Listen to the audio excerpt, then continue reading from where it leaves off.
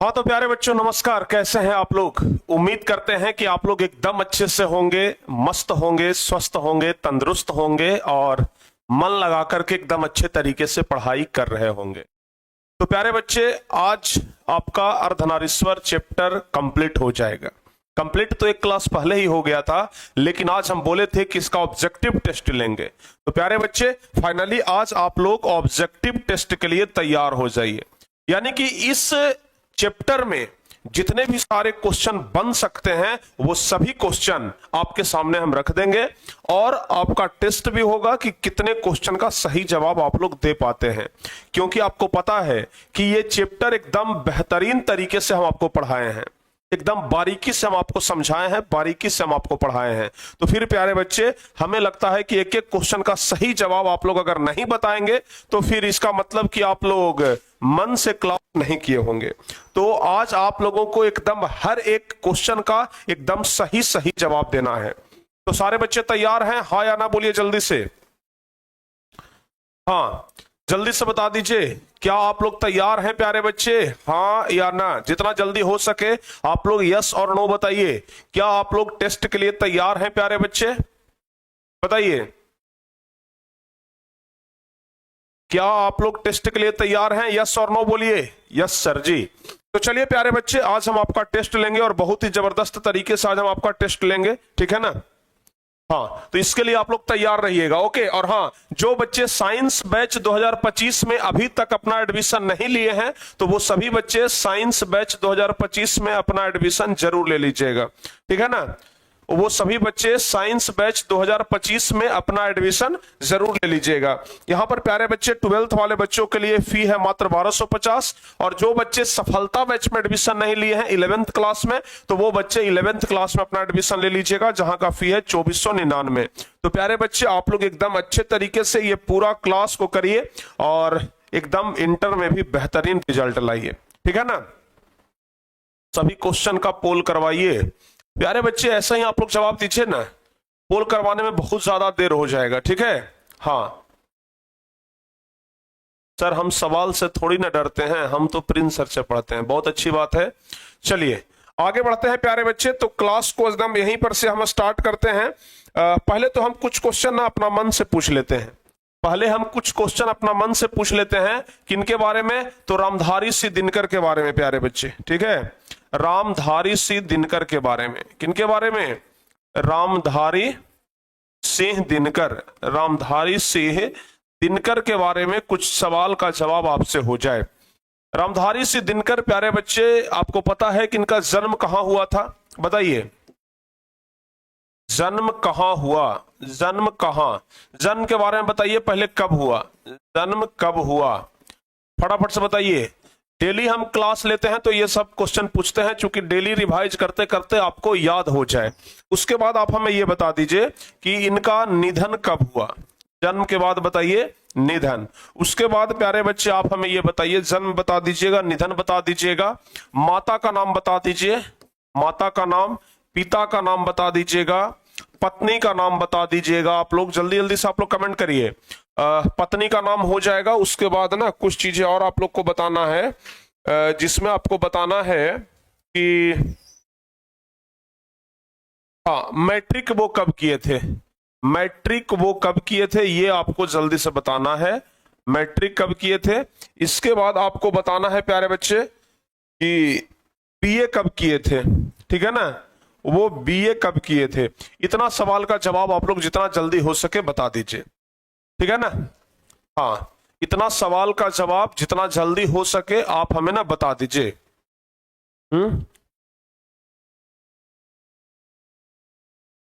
हाँ बाबू, क्लास को पहले आप लोग शेयर कर दीजिए।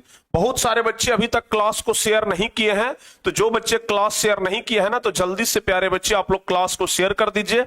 और जितना जल्दी हो सके क्लास को, अगर जो बच्चे लाइक नहीं किए हैं तो क्लास को लाइक भी कर दीजिए। तो लाइक और शेयर में प्यारे बच्चे ना आप लोग पीछे मत हटिए, जल्दी से आप लोग लाइक कर दीजिए। देखिए, जन्म के बारे में अगर बातचीत किया जाए तो इनके जन्म के बारे में आपको जानकारी है कि इनका जन्म हुआ है प्यारे बच्चे कब? है? अरे वाह, क्या बात है कि क्वेश्चन का जवाब एकदम आप लोग सही सही दे दिए ना। है? एक एक क्वेश्चन का जवाब आपका एकदम सही है, एक भी क्वेश्चन का जवाब आपका गलत नहीं है प्यारे बच्चे, सारे क्वेश्चन का जवाब एकदम सही है। 1908 आपको यहां तक पता होगा, आपको यहां तक पता होगा कि 1908 ईस्वी में इनका जन्म हुआ है, ठीक है ना। 1908 ईस्वी में इनका जन्म हुआ है। 1974 में प्यारे बच्चे इनका मृत्यु हो गया था। 1974 में इनका मृत्यु हो गया था। माता का नाम था मनरूप देवी। माता का नाम क्या है प्यारे बच्चे? माता का नाम है मनरूप देवी। पिताजी का नाम क्या है? तो पिता का नाम है रवि सिंह। पिता का नाम है रवि सिंह और पत्नी का नाम है श्यामवती देवी। पत्नी का क्या नाम है? पत्नी का नाम है श्यामवती देवी। श्यामवती देवी ये पत्नी का नाम है। पत्नी का नाम श्यामवती देवी। मैट्रिक कब किए थे? तो मैट्रिक किए थे प्यारे बच्चे 1928 ईस्वी में। बीए कब किए? तो बीए किए 1932 ईस्वी में। यहां तक सारे बच्चे को कोई प्रॉब्लम नहीं ना? ये सब तो आपको ऑलरेडी पहले से याद है, बताइए जल्दी से। ये सब तो सारे क्वेश्चन का जवाब ऑलरेडी प्यारे बच्चे आपको पहले से याद है, यहां में तो कोई दिक्कत नहीं होगा। अब चलिए आगे हम बढ़ते हैं और सीधे प्यारे बच्चे ऑब्जेक्टिव क्वेश्चन पे ही आ जाते हैं। यहां से हम आगे बढ़ते हैं और सीधे अब हम आ जाते हैं ऑब्जेक्टिव क्वेश्चन पे ही, क्योंकि अब आपके लिए ऑब्जेक्टिव क्वेश्चन ही तैयार है। तो चलिए पहला नंबर क्वेश्चन के साथ प्यारे बच्चे आप लोग तैयार हो जाइए। यहां से आपका क्वेश्चन स्टार्ट हो रहा है। पहला नंबर क्वेश्चन क्या कह रहा है कि अर्धनारीश्वर के निबंधकार कौन है? कोई बच्चे बता सकते हैं? जल्दी से बताइए, अर्धनारीश्वर के निबंधकार कौन है? कितने बच्चों को पता है? कोई बच्चे बताइए कि अर्धनारीश्वर के निबंधकार कौन है? अरे एकदम आसान सा सवाल है भाई, एकदम आसान सा इसका जवाब होगा। इस चैप्टर के लेखक कौन है आपको नहीं पता है? यानी ये जो हम चैप्टर पढ़ रहे हैं अर्धनारीश्वर, इस चैप्टर के लेखक कौन है ये आपको तो पता होना चाहिए ना। तो जवाब क्या हो जाएगा प्यारे बच्चे? रामधारी सिंह दिनकर। हमारा सी नंबर ऑप्शन सही है। आज हम आपसे 34 क्वेश्चन पूछेंगे प्यारे बच्चे, ठीक है ना। कितना? 34। और 34 में आप लोगों का 34/34 एकदम सही होना चाहिए। 34 में 34 सही होना चाहिए, एक भी गलती नहीं होना चाहिए। एकदम सोच लीजिए, समझ गए ना। 34 में 34 सही होना चाहिए, एक भी प्यारे बच्चे गलती नहीं होना चाहिए। चलिए दूसरा नंबर क्वेश्चन बता दीजिए। दूसरा नंबर क्वेश्चन है कि दिनकर किस युग के कवि हैं? रामधारी सिंह दिनकर किस युग के कवि हैं? जो बताइए, रामधारी सिंह दिनकर किस युग के कवि हैं? भारतेंदु युग, छायावादोत्तर युग, छायावाद या फिर नव काम्यादोलन युग? ये तो बाबू डी ऑप्शन नहीं होगा, हम पहले ही आपको बता देते हैं। आपके किताब में भी लिखा हुआ है कि दिनकर किस युग के कवि हैं और जवाब क्या होगा? छायावादोत्तर युग। दूसरा का बी नंबर ऑप्शन कितने बच्चे बता रहे हैं? दूसरा का बी नंबर ऑप्शन बताने वाले सभी बच्चों का जवाब जो है ना एकदम सही है। जो बच्चे दूसरा का बी नंबर ऑप्शन बता रहे हैं उनका जवाब एकदम प्यारे बच्चे सही है। चलिए तीसरा नंबर क्वेश्चन। तीसरा नंबर क्वेश्चन कह रहा है कि अर्धनारीश्वर किसका कल्पित रूप है? अर्धनारीश्वर किसका कल्पित रूप है, हमें यह बता दीजिए। तीसरा नंबर क्वेश्चन का जवाब जल्दी से। तीसरा नंबर क्वेश्चन का जवाब प्यारे बच्चे जल्दी से बताइए कि अर्धनारीश्वर किसका कल्पित रूप है? जवाब क्या होगा? तो अर्धनारीश्वर शिव और पार्वती का कल्पित रूप है ना। तीसरा का ए नंबर ऑप्शन सही होगा। अर्धनारीश्वर शिव और पार्वती का कल्पित रूप है, तो यहां तीसरा का प्यारे बच्चे ए नंबर ऑप्शन सही जवाब होगा। क्लियर है? सारे बच्चे समझ गए ना? ध्यान रखिएगा। चलिए चौथा नंबर क्वेश्चन बताइए। ये चौथा नंबर कह रहा है कि पुरुष रूप तो वृक्ष बन गया पर नारी को उसने क्या बना दिया? चौथा नंबर क्वेश्चन जल्दी जल्दी से बताइए। पुरुष तो भाई वृक्ष बन गया, हम आपको क्या बताए थे कि पुरुष जो है वो खुद तो वृक्ष बन गया, लेकिन नारी को क्या बना दिया? तो नारी को बना दिया लता। क्योंकि नारी जो है वो अपने पति को या फिर जो नर होते हैं उनको क्या समझती है? वृक्ष समझती है, और खुद को वो लता मान ली है कि भाई हम तो निर्भर हैं तो किस पर? वृक्ष पर, यानी कि नर पर। यानी कि चौथा का सी नंबर ऑप्शन सही जवाब होगा। सारे बच्चों का सही है। चलिए पांचवा नंबर। पांचवा नंबर कह रहा है कि कामनी अपने साथ कैसी शांति लाती है? कामनी जो है वो अपने साथ कैसी शांति लाती है, ये प्यारे बच्चे आपको बताना है। तो जल्दी से जवाब बताइए। कामनी अपने साथ कैसी शांति लाती है? जवाब बताइए फटाफट से। तो जवाब क्या होगा? कामनी अपने साथ कैसी शांति लाती है? तो फिर प्यारे बच्चे यहां पर जवाब हो जाएगा यामिनी जैसी। पांचवा का सी ऑप्शन सही जवाब होगा। पांचवा का सी नंबर ऑप्शन सही जवाब होगा। कामनी अपने साथ यामिनी जैसी शांति लाती है। चलिए उसके बाद छठा नंबर क्वेश्चन। 6 नंबर क्वेश्चन कह रहा है कि पुरुष जब नारी गुण लेता है तो क्या बन जाता है? बताइए, पुरुष जब नारी के गुण लेता है तो क्या बन जाता है? याद होगा कि पुरुष जब नारी के गुण लेता है तो वह देवता बन जाता है, लेकिन ठीक इसके उल्टा भी बताए थे कि जब नारी पुरुष का गुण लेती है तो वह राक्षसी बन जाती है। बताए थे ना? देखिए, पुरुष जब नारी का गुण ले तो देवता, लेकिन अगर इसका उल्टा करेंगे कि अगर नारी किसी पुरुष का गुण ले ले तो फिर वह राक्षसी बन जाती है। ये ऑलरेडी आपको हम बता चुके हैं। क्लियर? चलिए 7वां नंबर क्वेश्चन, और जो बच्चे क्लास को अभी तक शेयर नहीं किए हैं, क्लास को शेयर आप लोग जरूर कर दीजिएगा। 7वां नंबर कह रहा है कि नारी जब नर के गुण लेती है तो क्या बन जाती है? देखिए, अभी हम आपको बताए थे ना कि नारी जब नर के गुण लेती है तो वह राक्षसी बन जाती है। 7वां का सी नंबर ऑप्शन सही जवाब होगा। चलिए 8वां नंबर क्वेश्चन बता दीजिए। 8वां नंबर क्वेश्चन कह रहा है कि किसने कहा है कि जब नारी नर का गुण लेती है तो राक्षसी बन जाती है? ये किसने कहा था? ये प्यारे बच्चे प्रेमचंद्र के द्वारा कहा गया कथन है। तो 8वां का ए नंबर ऑप्शन सही जवाब होगा। क्लियर है ना? हाँ, जो बच्चे 8वां का ए नंबर ऑप्शन बता रहे हैं उनका जवाब सही है कि प्रेमचंद्र के द्वारा यह कहा गया है कि नारी जब नर के गुण लेती है तो वह राक्षसी बन जाती है। अगला नंबर क्वेश्चन बता दीजिए। सारे क्वेश्चन ना एकदम हल्का हल्का रहता है जी, परीक्षा में भी आपका क्वेश्चन सब हल्का रहेगा। ऐसा आपके मन में बस भ्रम रहता है कि क्वेश्चन बहुत हार्ड रहता है, लेकिन हार्ड रहता नहीं है। ठीक है? हाँ, लगभग 200 बच्चे ऐसे हैं जो अभी तक क्लास को लाइक भी नहीं किए हैं, तो उन 200 बच्चों से कहेंगे कि भाई कर दीजिए लाइक। ठीक है ना? क्लास को आप लोग लाइक जल्दी से कर दीजिए, क्योंकि इसमें आपका कोई पैसा खर्च नहीं होगा। जो चीज फ्री का है उसको फ्री का ही रहने दीजिए। ठीक है ना? जल्दी से आप लोग लाइक करिए। देखिए, स्त्री गुणों वाला पुरुष क्या कहलाता है? मतलब जिस पुरुष में स्त्री का गुण आ गया उसको कहते हैं प्यारे बच्चे अस्त्रैन। क्या कहते हैं? अस्त्रैन। 9वां का बी नंबर ऑप्शन सही होगा। जो बच्चे 9वां का बी नंबर ऑप्शन बता रहे हैं उनका जवाब एकदम सही है। चलिए 10वां नंबर क्वेश्चन। 10वां नंबर कह रहा है कि बुद्ध और महावीर ने स्त्रियों को कौन सा अधिकार दिया था? बताइए, बुद्ध और महावीर ने स्त्रियों को कौन सा अधिकार दिया था? तो भाई आपको पता होगा कि बुद्ध और महावीर ने स्त्रियों को भिक्षुणी होने का आशीर्वाद दिया था। 10वां का बी ऑप्शन सही होगा। बुद्ध और महावीर ने स्त्रियों को भिक्षुणी होने का आशीर्वाद दिया था। चलिए अगला नंबर 11 नंबर क्वेश्चन। 11 कह रहा है कि स्त्रियों को भिक्षुणी बनने का अधिकार किसने छीन लिया? अब बताइए, यहां पर तो आप लोग को बताया गया कि बुद्ध और महावीर ने स्त्रियों को भिक्षुणी होने का आशीर्वाद दिया, लेकिन उस अधिकार को किसने छीन लिया? दिगंबर ने, श्वेतांबर ने, सिखों ने, या फिर ये सभी ने? 11 नंबर क्वेश्चन का जवाब बता दीजिए फटाफट से। कितने बच्चे 11 नंबर क्वेश्चन का जवाब बताएंगे? हाँ, 11 नंबर क्वेश्चन का जवाब हम देखना चाहते हैं कितने बच्चे बताते हैं। 11 का जवाब होगा दिगंबर ने। 11 का ए ऑप्शन प्यारे बच्चे सही जवाब होगा। ठीक है? चलिए अगला क्वेश्चन है कि दिनकर जी का जन्म कहां हुआ था? ये तो एकदम आसान प्रश्न है। रामधारी सिंह दिनकर का जन्म कहां हुआ था? ये हम आपको पहले भी बता दिए हैं कि प्यारे बच्चे रामधारी सिंह दिनकर एक पहली बात तो कि बिहारी हैं। बिहार के प्यारे बच्चे बेगूसराय में इनका जन्म हुआ है। रामधारी सिंह दिनकर का जन्म जो हुआ है वो बिहार के बेगूसराय में हुआ है। बेगूसराय के सिमरिया, ध्यान रखिएगा, सिमरिया गांव में हुआ है। सिमरिया को प्यारे बच्चे दिनकर ग्राम के नाम से जानते हैं। ठीक है ना? सिमरिया को दिनकर ग्राम के नाम से जाना जाता है, तो ये भी आप लोग ध्यान रखिएगा। तो सिमरिया में इनका जन्म हुआ है ना, तो 12 का ए नंबर ऑप्शन सही जवाब होगा। क्लियर? सारे बच्चे समझ गए ना? चलिए आगे बढ़ते हैं। अब 13 नंबर क्वेश्चन बता दीजिए, दिनकर का जन्म कब हुआ था?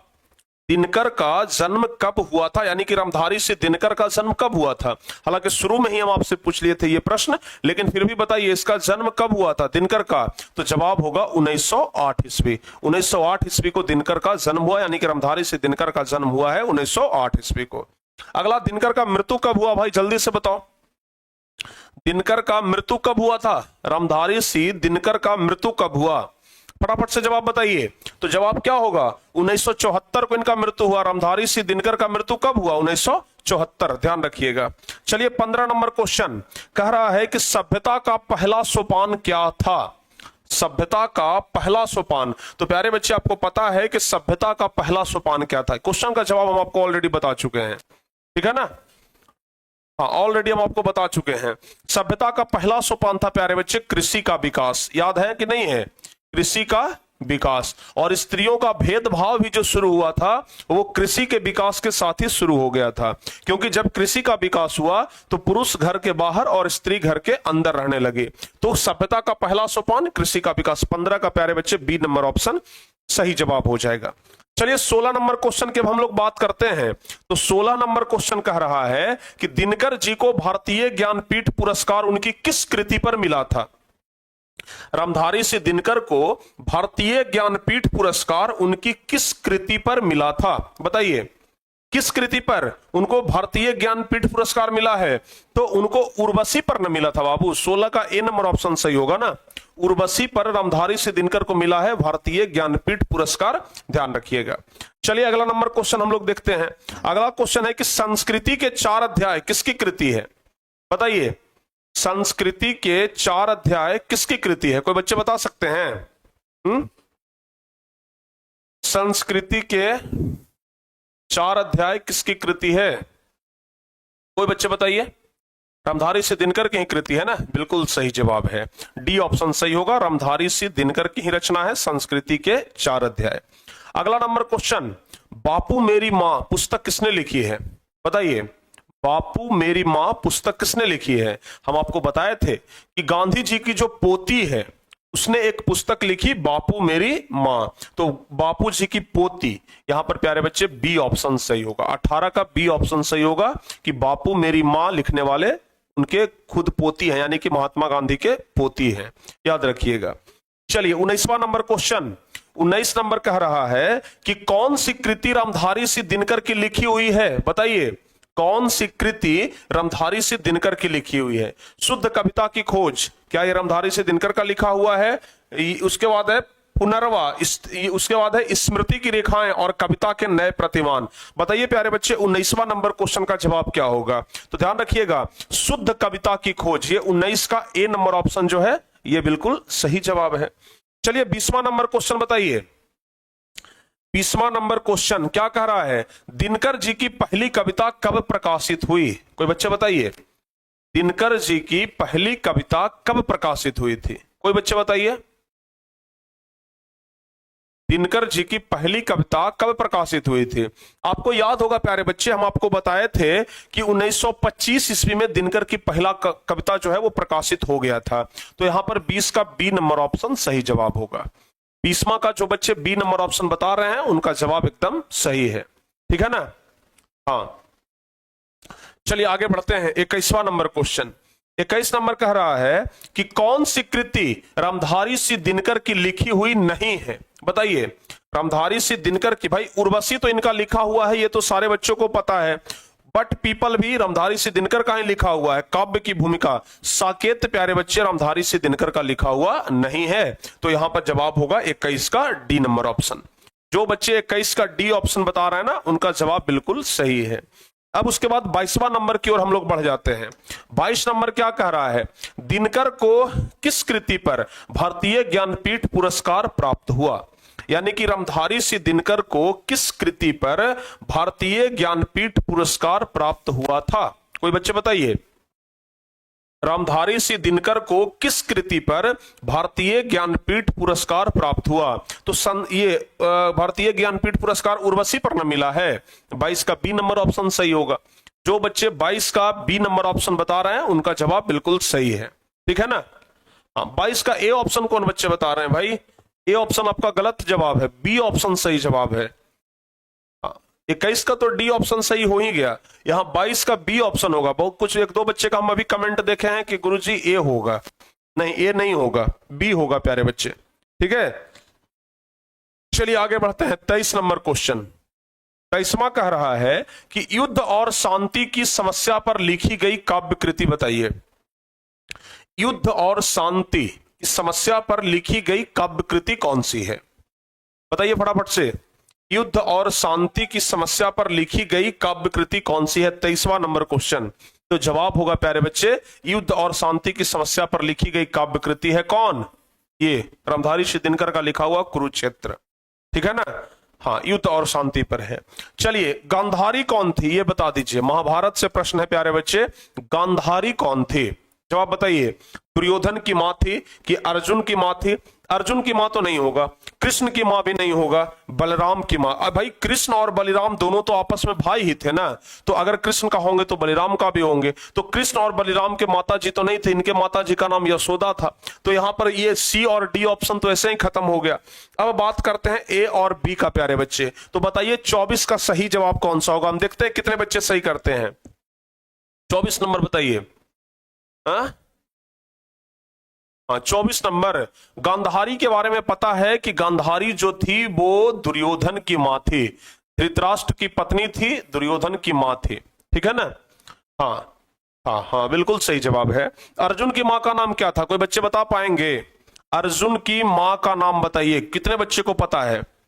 अर्जुन, भीम, नकुल, सहदेव, उसके बाद एक बड़े भाई का नाम था युधिष्ठिर। तो युधिष्ठिर, भीम, अर्जुन, नकुल, सहदेव, ये 5 पांडव थे। तो पांडव के माता जी का नाम बताइए। अर्जुन के माता जी का नाम बोले या फिर पांडव के माता जी का नाम बोले? बात तो बराबर ही होगा ना। तो बताइए पांडव के माता जी का नाम क्या था?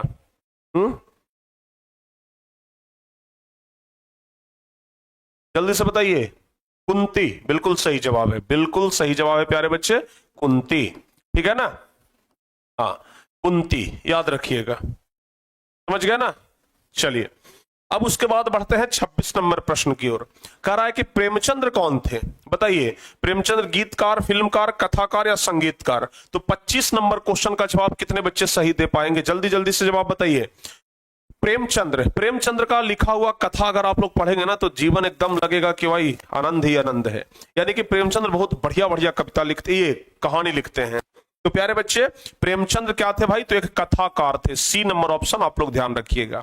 प्रेमचंद्र क्या थे? कथाकार थे। 25 का सी नंबर ऑप्शन ध्यान रखिएगा। चलिए 26 नंबर क्वेश्चन बता दीजिए। 26 नंबर क्वेश्चन है कि रामधारी सिंह दिनकर किस विश्वविद्यालय में उप कुलपति के पद पर रहे हैं? जवाब बताइए। रामधारी सिंह दिनकर किस विश्वविद्यालय में उप कुलपति के पद पर रहे हैं? जब हम चैप्टर पढ़ा रहे थे तो आपको बताए थे कि विश्वविद्यालय का जो हेड होता है उनको हम कहते हैं क्या? कुलपति। और कुलपति के नीचे होते हैं उप कुलपति। जैसे मुख्यमंत्री, उप मुख्यमंत्री है ना, तो मुख्यमंत्री सबसे ऊपर, उसके नीचे उप मुख्यमंत्री, वैसे ही कुलपति ऊपर और उप कुलपति उसके नीचे। तो ये थे प्यारे बच्चे भागलपुर विश्वविद्यालय के। ठीक है, ध्यान रखिएगा। रामधारी सिंह दिनकर किस विश्वविद्यालय में उपकुलपति के पद पर रहे हैं? भागलपुर विश्वविद्यालय। अब यह भी ध्यान रखिएगा, चूंकि बेगूसराय जो है ना वो भागलपुर के बगल में ही है। समझ गए ना? बेगूसराय जो है प्यारे बच्चे वो भागलपुर के बगल में ही है। तो रामधारी सिंह दिनकर का जन्म हुआ था कहां? बेगूसराय में। तो वो बेगूसराय रहते थे, तो इसलिए भागलपुर विश्वविद्यालय उनके घर से नजदीक पड़ता था। तो भागलपुर विश्वविद्यालय में वो उप कुलपति के पद पर थे, ध्यान रखिएगा।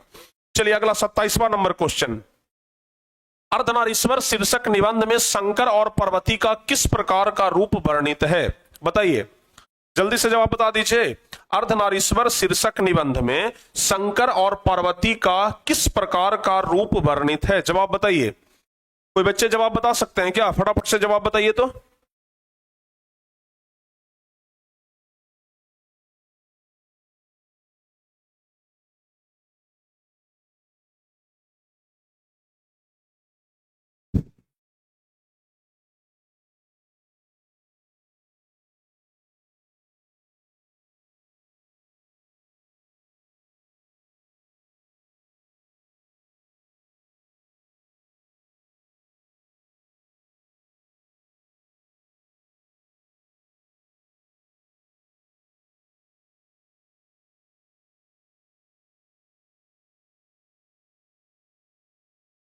जल्दी से जवाब बताइए बाबू, क्या होगा सही जवाब? फटाफट से जवाब बता दीजिए, सही जवाब क्या होगा?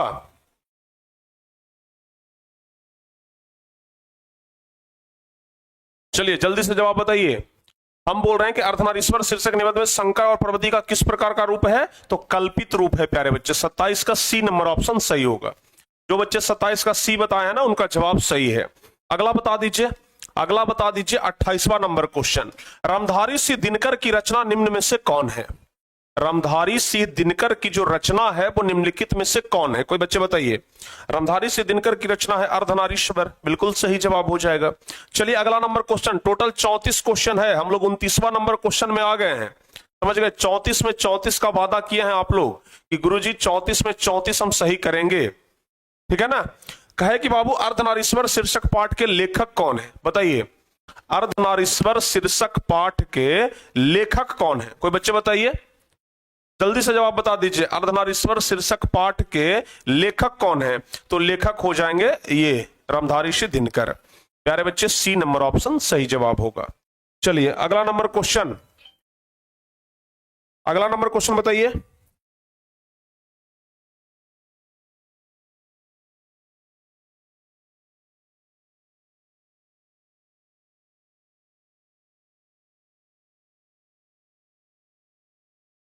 समझ गए ना? तो दिनकर जी को निम्न में से कौन सा पुरस्कार दिया गया था? कोई बच्चे जवाब बताइए। दिनकर जी को कौन सा पुरस्कार दिया गया था? जवाब बताइए। क्या होगा बाबू? पद्मश्री, पद्म भूषण, पद्म विभूषण या फिर पद्म? तो 30वां नंबर क्वेश्चन का जवाब कितने बच्चे सही कर सकते हैं? जल्दी से बताइए। प्यारे बच्चे, आपको पता है कि रामधारी सिंह दिनकर को पद्म विभूषण से सम्मानित किया गया है। रामधारी सिंह दिनकर को पद्म विभूषण से सम्मानित किया गया है।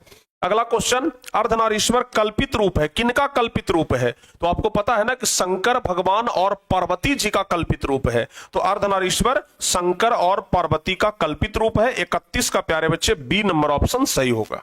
ठीक है, 31 का बी नंबर ऑप्शन क्लियर है ना? अरे 30 नंबर क्वेश्चन का अभी तक जवाब बता रहे हैं आप लोग। यहां पर प्यारे बच्चे 31 नंबर क्वेश्चन का जवाब हम आपको ऑलरेडी बता दिए।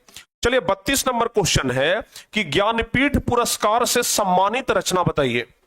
ज्ञानपीठ पुरस्कार से सम्मानित रचना, तो ज्ञानपीठ पुरस्कार से सम्मानित रचना कौन है? उर्वशी है। तो 32 का हमारा ए ऑप्शन सही जवाब होगा। चलिए 33 नंबर क्वेश्चन, रामधारी सिंह दिनकर की रचना कौन है? रामधारी सिंह दिनकर की रचना है प्यारे बच्चे अर्धनारीश्वर। ये लगता है कि रिपीट क्वेश्चन हो गया, 2 बार आ गया है। सबसे लास्ट क्वेश्चन है आज का कि अर्धनारीश्वर शीर्षक पाठ हिंदी साहित्य की कौन सी विद्या है? बताइए, कहानी है कि निबंध है कि आत्मकथा है कि जीवनी है? पहली बात तो कि ये आत्मकथा नहीं है। 34 का डी नंबर ऑप्शन तो प्यारे बच्चे ऐसे ही खत्म हो गया। किसी का जीवनी भी नहीं है। अगर किसी के बारे में लिखा जाता है ना तो उसको जीवनी कहते हैं। और उसके बाद रेखा चित्र में नहीं है तो क्या हो जाएगा भाई? निबंध हो जाएगा। तो अर्धनारीश्वर पर क्या है? ये निबंध है। तो जवाब हमारा क्या हो जाएगा? बी नंबर ऑप्शन सही होगा। तो ये 34 क्वेश्चन जो था प्यारे बच्चे, वो 34 का 34 हम आपको बता दिए। अब आपको बताना है क्या? रिजल्ट। अब आपको रिजल्ट बताना है। तो सबसे पहले आप ये बताइए कि 34 में 34 सही करने वाले कितने बच्चे हैं? जल्दी से बताइए रिजल्ट। 34 में 34 सही करने वाले बच्चों की संख्या कितनी है? फटाफट से जवाब दीजिए। 34 में 34 सही करने वाले बच्चों का संख्या कितना है भाई? जल्दी से बताइए। कितने बच्चे हैं जो 34 में 34 सही किए हैं? जल्दी से बता दीजिए। 32। अच्छा, आप लोग कमेंट करिए जल्दी से कितना सही किए हैं और कितना गलती किए हैं। ऐसा करते हैं ना, हम पोल करा लेते हैं। ठीक है, हम प्यारे बच्चे पोल करा लेते हैं और आपको पोल में जवाब देना है कितना सही कितना गलत। ठीक है ना?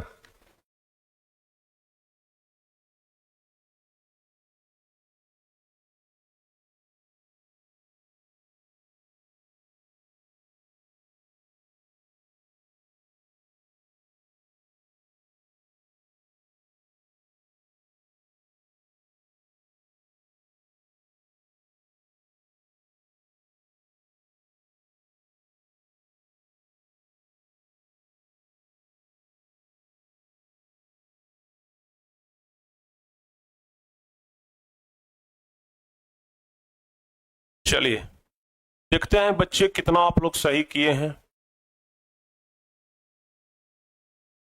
चलिए पोल करिए तो जल्दी से देखते हैं आप लोग कितना सही किए हैं। 34 में 34 किनका सही है? 34 में 34 किनका सही है? आधा बच्चा का भी 34 में 34 सही नहीं है। अरे वाह, सर 30 का एक बार फिर से देख लीजिए, क्या है बाबू? दिनकर जी को निम्न में से कौन सा पुरस्कार दिया गया था? दिनकर जी को कौन सा पुरस्कार दिया? यही तो दिया गया है, पद्म विभूषण ही दिया गया ना, कि पद्म विभूषण दिया गया है। तो आप लोग ऐसा बोलते हैं तो भाई कंफ्यूज कर जाते हैं हम।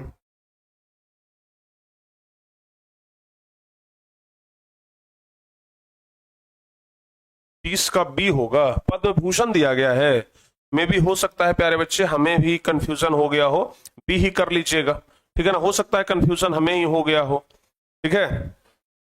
चलिए, 34 करने वाले बच्चों की संख्या है 30%, 32 प्लस करने वाले बच्चों की संख्या है 32%, 30 प्लस करने वाले बच्चों की संख्या है 22%, और 25 प्लस करने वाले बच्चों की संख्या है 15%।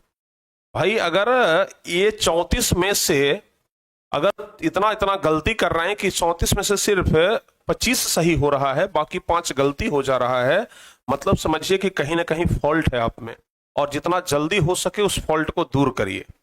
समझ गए ना? जितना जल्दी हो सके प्यारे बच्चे उस फॉल्ट को दूर करने का प्रयास करिए, क्योंकि गलती यहां गुंजाइश नहीं है। समझ गए ना? अब क्योंकि आप बोर्ड देने वाले हैं, और अभी भी अगर आपका गलती ही होगा तो समझ रहे हैं बातों को, मतलब आप बहुत बड़े गड्ढे में जा रहे हैं, तो ये गलती नहीं होना चाहिए। समझ गए ना? हाँ, ध्यान रखिएगा। चलिए, अब प्यारे बच्चे हम बात करते हैं कल वाली क्लास का। तो कल जो है वो अगला चैप्टर शुरू होगा, नेक्स्ट क्लास, ठीक है ना। कल जो है प्यारे बच्चे वो आपका अगला चैप्टर क्या हो जाएगा, स्टार्ट हो जाएगा। तो कल से अगले चैप्टर के लिए आप लोग तैयार हो जाइए, ठीक है ना। अगला चैप्टर का नाम क्या है प्यारे बच्चे? रोज। अगला चैप्टर का नाम है रोज, ठीक है ना। अंग्रेजी में रोज मत लिख दीजिएगा, नहीं तो अंग्रेजी में रोज लिखिएगा तो ये गुलाब हो जाएगा, तो ये आपका गलत है। हिंदी वाला रोज हम लोग को पढ़ना है प्यारे बच्चे, जो कहते हैं ना है? रोज रोज मतलब डेली डेली, अंग्रेजी में डेली इसको कहते हैं। तो ये रोज शीर्षक प्यारे बच्चे अब हमें अगली क्लास में पढ़ना है, तो उसके लिए आप लोग तैयार रहिएगा, ठीक है। तो चलिए प्यारे बच्चे, उम्मीद करते हैं कि आप लोग टेस्ट को एकदम अच्छे तरीके से दिए। बाकी आप लोग कमेंट करके बता दीजिएगा कि कितना सही और कितना गलत हुआ। फिर मिलते हैं हम आपसे अगली क्लास में, तब तक के लिए जय हिंद, धन्यवाद।